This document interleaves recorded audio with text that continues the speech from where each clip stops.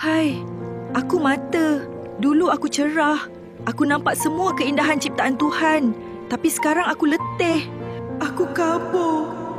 Aku nampak dunia ni macam ada asap hitam yang tutup pandangan aku.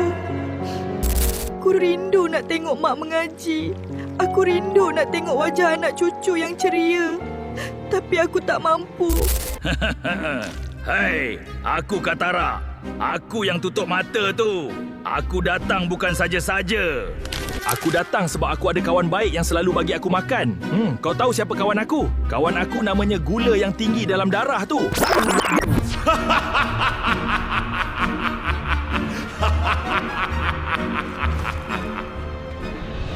Dialah yang bina tembok selaput tebal ni sampai korang semua derita dalam kegelapan. Tapi jangan takut.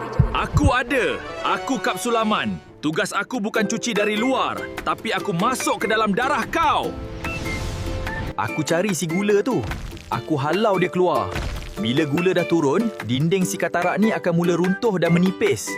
Aku bekalkan nutrisi untuk bagi si mata kembali segar. Aku cuci saraf mata kau dari dalam, tanpa perlu takut dengan meja bedah.